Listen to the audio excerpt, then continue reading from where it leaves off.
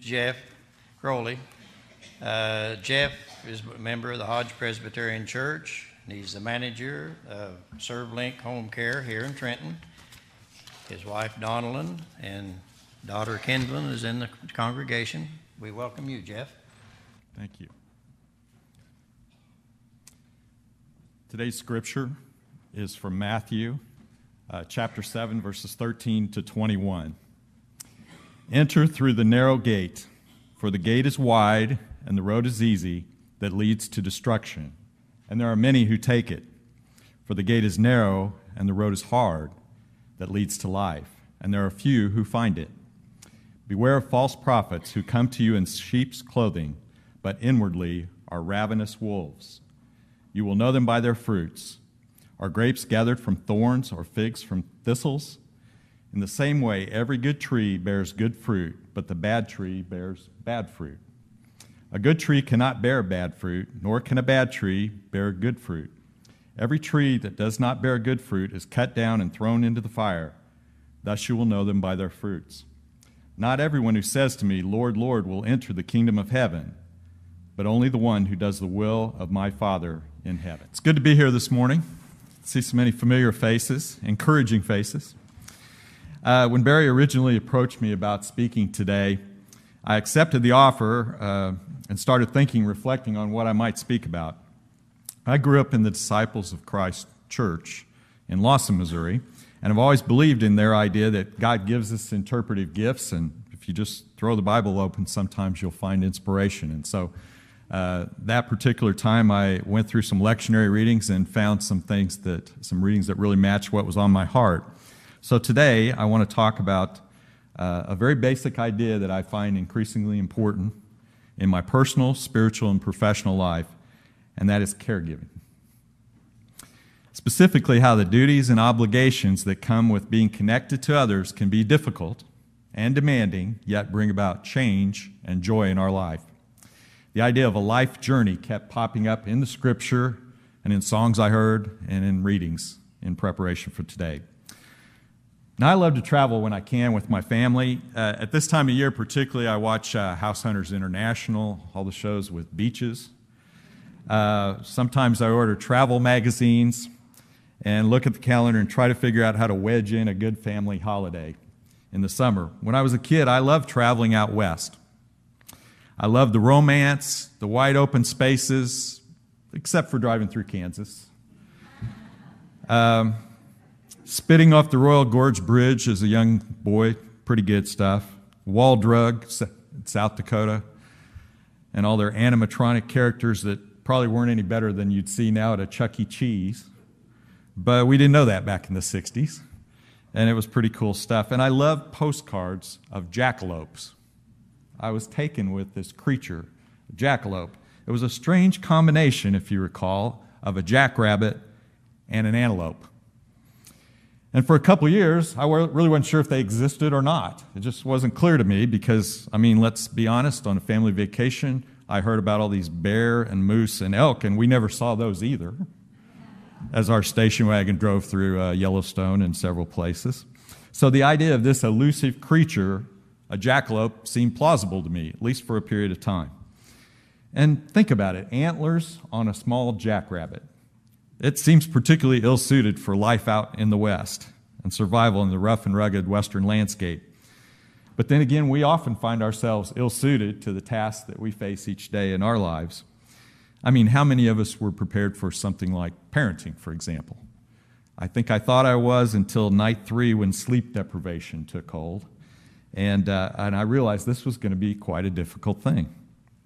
And how do we prepare to take care of our parents as they age and illness takes hold? Taking care of one another is simple, but it's hard.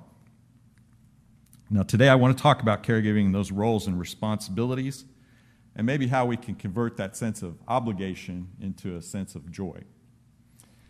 Now, I hope this following quote is valid to some of you. It comes from former First Lady Rosalynn Carter, who's been very involved in this movement. And she says, there are only 4 kinds of people in the world. Number 1, those who have been caregivers. Number 2, those who currently are caregivers. Number 3, those who will be caregivers. And number 4, those who will need caregivers. What's going to be demanded of us? What role will we fulfill? Here's some statistics. 66 million Americans, nearly 29% of the U.S. adult population, provide care to someone who's ill, disabled, or aged. 15 million Americans care for someone with Alzheimer's disease or some form of dementia. 2 out of every 3 of those caregivers are females. Probably doesn't surprise you. And female caregivers, on average, spend over 21 hours a week performing caregiving responsibilities. Caregivers who themselves are over 65 spend 30 hours a week or more providing assistance. Now, one of the frustrating things about running a home care organization is finding good workers. When people come in and they say, I love to work with elderly, people with disabilities, sometimes that runs smack into 95-degree July days with no air conditioning in the home, with a patient who's not that excited to have you in their home to begin with.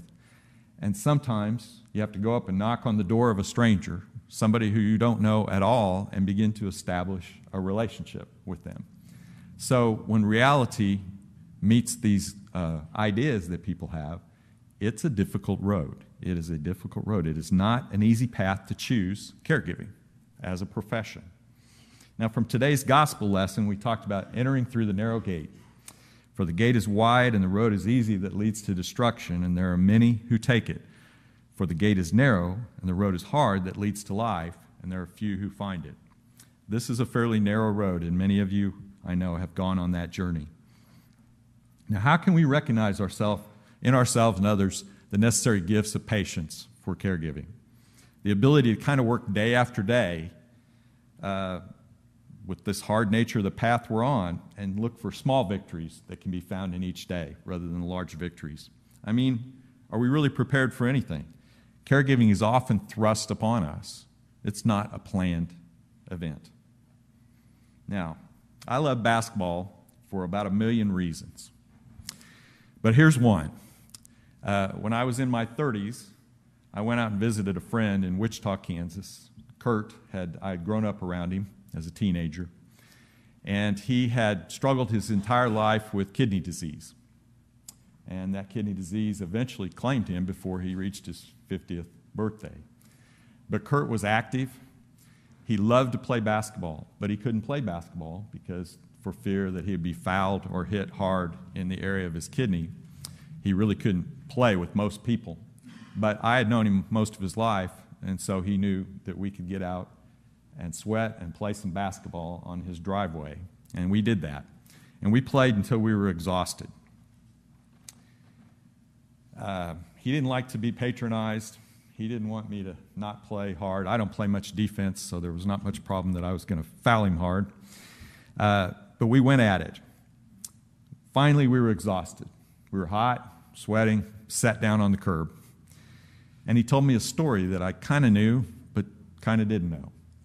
And that story was that his parents were killed in an auto accident when he was grade school age in Los Angeles, California. He was sent to live in Lawson, Missouri, at that time population 900 people. He was sent to live with an aunt and uncle who were Christians, but very strict Christians, very different upbringing from what he had been accustomed to as a young child. And he was kind of lost. And he told me that day, he said the one thing that kept him grounded and made him think that each day was going to be all right was my father, his new principal, who greeted him as he got off the bus each day and talked to him. And he said, he got me through it. He made it okay to be there. And then Kurt said this. He says, how did he do that? He could not have been 30 years old when he was doing that. You know, when you're young, you tend to think everybody is much older than you, but he was not that old at that time. And then we laughed at our sweaty, goofy, immature selves out playing basketball in his driveway and said, what exactly were we doing at age in our 30s to change the world? Caregivers are often just doing their job. Like my dad, the principal, performing sort of regular, routine, non-heroic tasks that are heroic sometimes to the people that receive them. And have you ever looked in the mirror and thought, yeah, I'd like to do that, but I need to grow into these antlers. My little jackrabbit body is just not up to this task. Maybe when I'm older or more mature or have more money or have more time. Yeah, maybe later. Maybe somebody else can do that job now. And my grandfather, he grew up in a whole different world, and I recognize this. He owned a bar. He was a river barge captain in the Merchant Marines. He was a traveling cigar salesman. Imagine that, a traveling cigar salesman. He stocked drugstores all over the Midwest. And he was gone a lot. He was gone every week. And he did things that men did in the 40s and the 50s. They drank. They sectioned themselves off. If they were home, the men went in one part of the house and the women went in another part of the house. It seemed to go that way.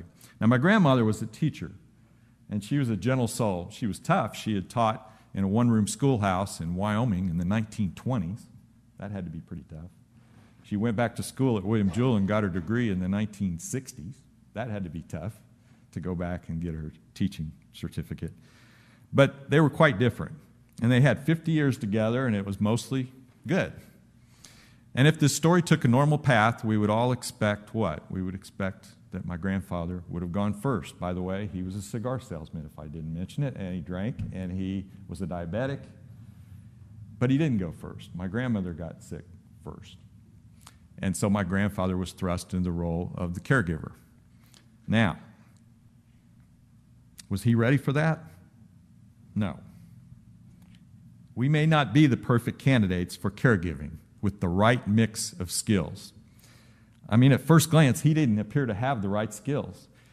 Patience, not much. Sensitivity, really, not so much. But he had what was important. He had love. He had faithfulness. He had hardworking abilities. And it made a huge difference as she went through a leukemia condition for several years.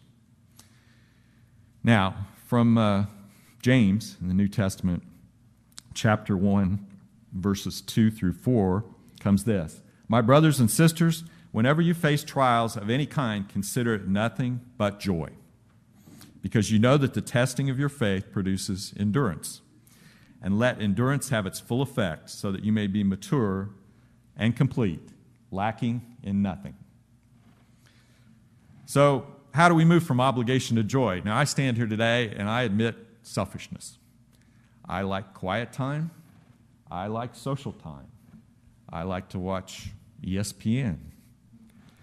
And I like what I like. I like time to write and think. I want that time. And none of these opportunities are in great abundance in my life. I don't know how that's working out in everyone else's life, but it seems like time is short, and time for ourselves is very short.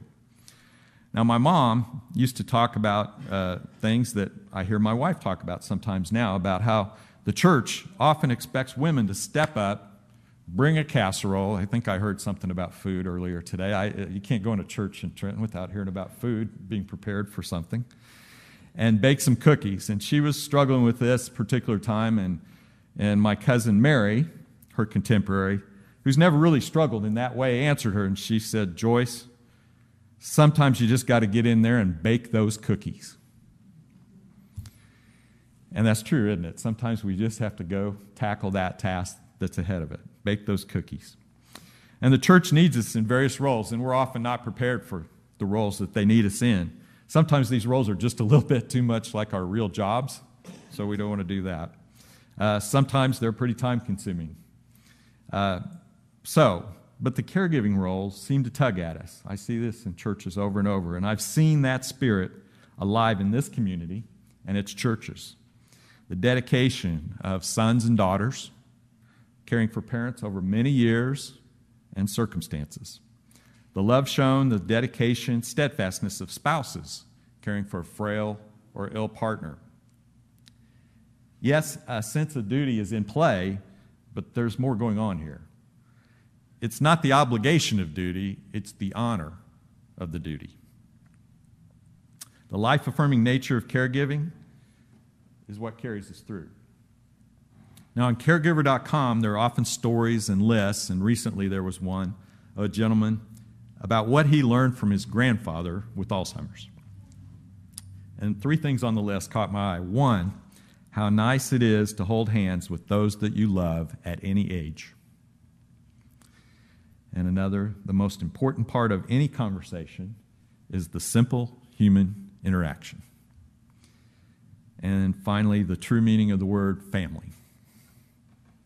Now, there's a blog that I'm going to recommend today, if you're interested. It's by a fellow named John O'Leary.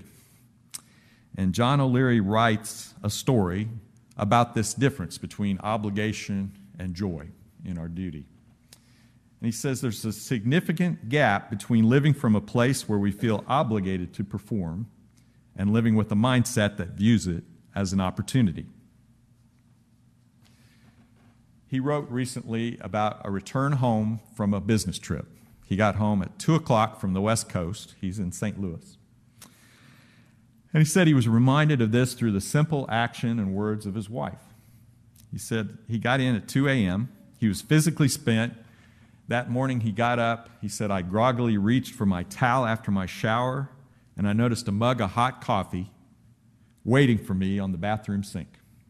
He says, my wife Beth, who doesn't drink coffee, made a pot, poured a cup, ran up a flight of steps, and placed it where I couldn't miss it.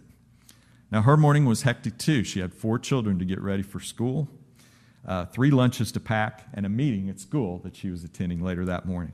He said, I dressed quickly, I danced down the steps, kissed my 4 little ones, and thanked Beth for her thoughtfulness. I asked her why she made the coffee, and she responded, because I wanted to.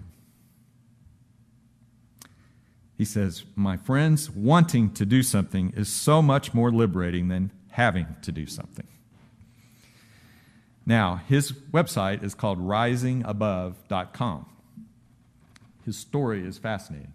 He was the victim of a horrible childhood accident where he sustained 3rd-degree burns over 90% of his body. He poured a gasoline can and basically lit it on fire, and it blew up. And he survived because of family, nurses, and therapists, and a fellow that many of you might know named Jack Buck. Jack Buck, the announcer for the Cardinals, found out about a Cardinals fan who was involved in a horrible accident. He went to the hospital to see him. First time he visited him, he looked at the kid, and the kid is wrapped in gauze and bandages all over his body, and it looks pretty rough. And he goes out in the hallway, and he asked the nurses what the prognosis is, and they said, we don't think he'll make it. And he broke down and cried in the hallway. Not the picture many of us that have heard Jack Buck would think of. But he didn't just make that one visit. He kept coming back, and in his gruff announcer voice says, kid, you got to get well. We're going to have John O'Leary Day at the ballpark, and you got to get well. And he kept coming back, and he kept working with him. And he got him back to John O'Leary Day at Busch Stadium. And he got him back to a state of mind where this kid goes on to be a motivational speaker and share with people his story. And that reminds me of another quote from a baseball man, another sport I love. Dan Quisenberry, who, when he was diagnosed with terminal brain cancer, said, I never ask why me, why not me?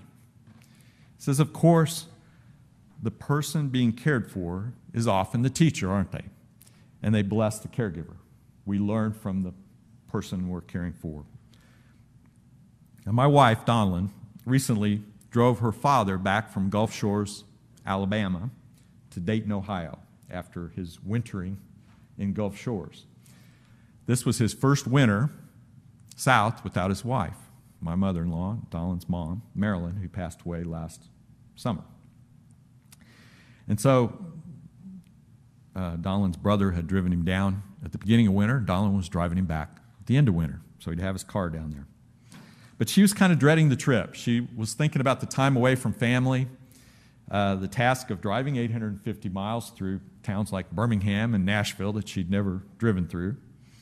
And she wasn't sure she had the right skills, and she was equipped for this task.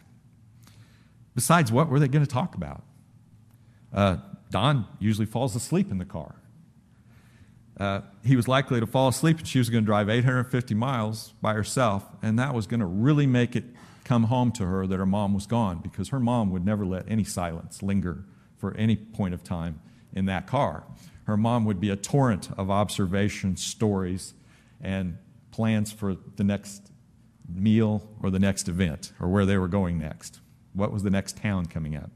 And so there was going to be this kind of dreadful silence. Now, as it turned out, Don stayed awake. That's the good part of this story. Don stayed awake. And instead of obligation, this trip turned into a precious time of fun conversation and laughter and memories. The kind of trip adults don't get to take too often. Creating new memories in a car, in a bubble, traveling across America. And Don stayed awake. Now, I thought about, with your video board here, I thought about putting stay awake at this point in the video screen presentation, but I was afraid somebody might think this was directed at them or an admonishment. So I didn't, but it is so important in life to stay awake, isn't it? So we don't miss the important stuff. Okay, in 2011, my company bought Pershing Hospital in Brookfield. And the end of life is incredibly difficult. The alleviation of pain is the most important thing in hospice. And that pain may be physical, but it may also be regret. It can be broken family relationships. Staff, they listen, they soothe. They sometimes heal this spiritual brokenness. They often show up at the excruciating moments right before and after death to be with the family. And the staff then help celebrate the life lived. I recently attended a memorial service for the father of one of my hospice staff. And when I got there, the picture on the easel was, if you can picture this, a man in his late 30s, handsome with kind of some Elvis sideburns working, plaid jacket, circa 1980. Okay, a picture of him as a young man. Kind of reminded me of my dad's school pictures. When you're a teacher, they memorialize all your bad haircuts with pictures each year. So it reminded me of those phases that everyone went through in the 70s and the 80s. It showed somebody with energy and passion. You could pick this up from the picture. Maybe even a little bit of mischief dancing in the eyes in that picture. And there were 2 monitors in the upper corners of the sanctuary, and they were rolling slides from the man's life. This story was being told, and you could see that he had worked for a newspaper. He had announced ball games on the radio. He'd been a DJ. These are all kind of things that I have an interest in. And I sat with my nurses, and we enjoyed the service. And even later that night on the phone with my mom, I even cheered her up with some stories from a funeral. Imagine that, cheering someone up with stories from a funeral. It's kind of strange, but that's the life-affirming aspect of what can happen there. And the fact is, we are never alone in this journey of caregiving. That staff member wasn't alone that day. The gentleman was not alone when he went through hospice. But caregivers aren't perfect.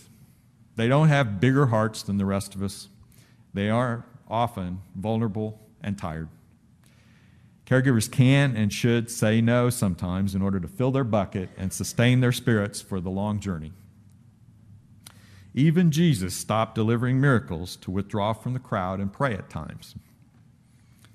Recently, I had a staff meeting with some aides, and we had taken care of someone for over 2 years, 7 days a week, several hours a day. It was a pretty draining, difficult situation with multiple staff, and we were trying to get in sync with one another and make sure we hadn't worn everybody out. And people were worn out, but one of the aides said to me, she goes, I think we need to stay with it. She goes, I want to go to heaven.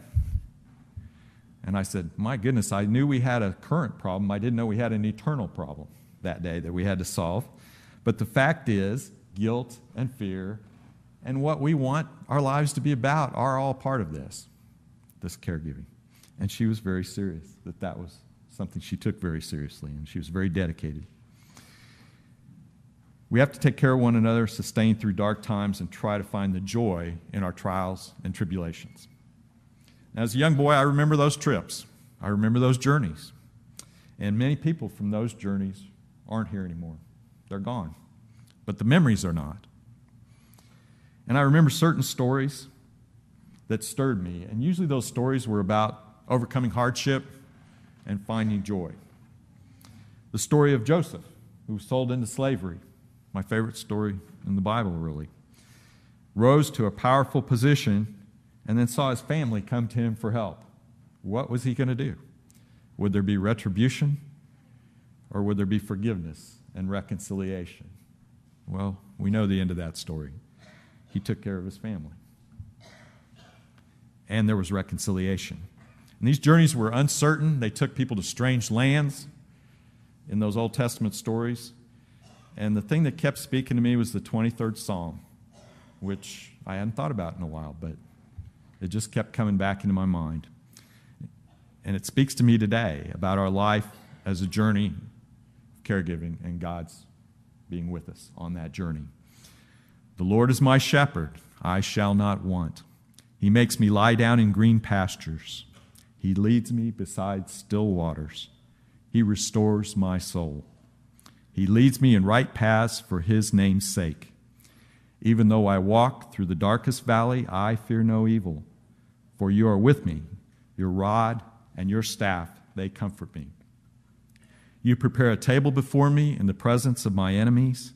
You anoint my head with oil, my cup overflows. Surely goodness and mercy shall follow me all the days of my life, and I shall dwell in the house of the Lord my whole life long. Amen.